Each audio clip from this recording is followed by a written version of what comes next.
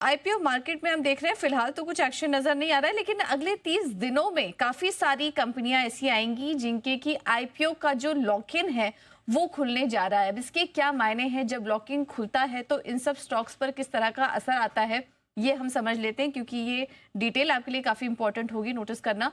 और तो कौन सी हैं वो कंपनियां, कितनी सप्लाई शेयरों में आ सकती है, पूरा अपडेट लेकर हमारे साथ प्रियंका मौजूद है। प्रियंका बताइए क्या जानकारी आप। एब्सोल्युटली पूजा, आपको याद होगा थोड़े दिन पहले ही, तब खैर मार्केट फेवरेबल नहीं थी। आईकेएस, मोबिक्विक वो गिरे थे जबरदस्त क्योंकि उनका एंकर लॉक इन खुला था।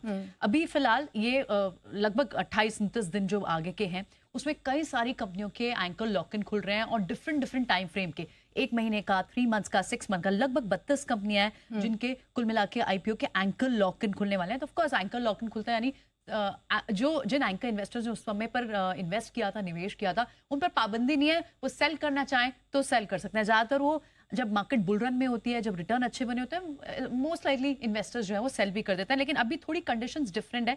बट ये देख लेते हैं कि कौन कौन सी कंपनियां इस लिस्ट में शामिल हैं।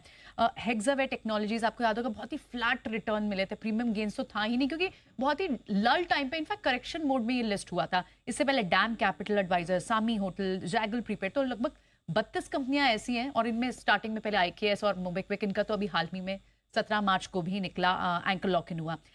रीसेंट जो है वो आज है हेक्सावे टेक्नोलॉजीज का, इसका 1 महीने का एंकर लॉक इन खुल रहा है और लगभग 1400 करोड़ की ये जो लिक्विडिटी है, जो सप्लाई है, वो आ सकती है एक्सचेंज पे। इसके अलावा आप आरआर काबिल का देखें, इसका 6 मंथ का लॉक इन खुल रहा है 21 मार्च को।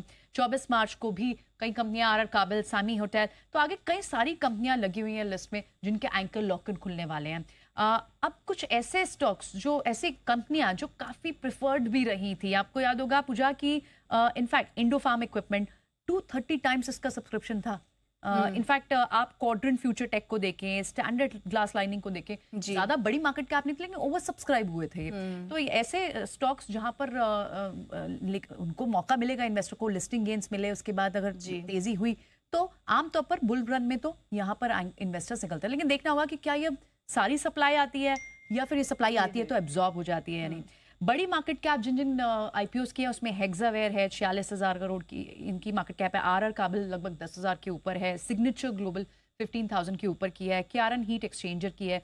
तो ये 30 दिनों में अगले ये कुछ ऐसी कंपनियां हैं। इसमें जैगल प्रीपेड का भी 6 महीने का लॉक इन है और जैगल प्रीपेड तो बड़ा वेल्थ क्रिएटर भी रहा है। और दूसरे कुछ और जो है उसमें आरके डेवलपर्स है, सामी होटल्स है, जिनके एंकर लॉक इन खुलेंगे और इनकी पॉसिबल सप्लाई आ सकती है। बिल्कुल पॉसिबल सप्लाई आ सकते हैं, तो इन सब स्टॉक्स पर नजर रखिए। और इनमें से मुझे याद है कुछ कंपनियां तो जेफरीज के रडार पर भी थी, साइसिल मेरे ख्याल से इस पर रिपोर्ट भी आई थी। इन सब कंपनियों पर नजर रखिए। अगले 6 महीनों में इन कंपनियों का अगले 30 दिनों में खत्म होगा इन कुछ चुनिंदा कंपनियों का आईपीओ, तो इस पर हमारा फोकस रहेगा।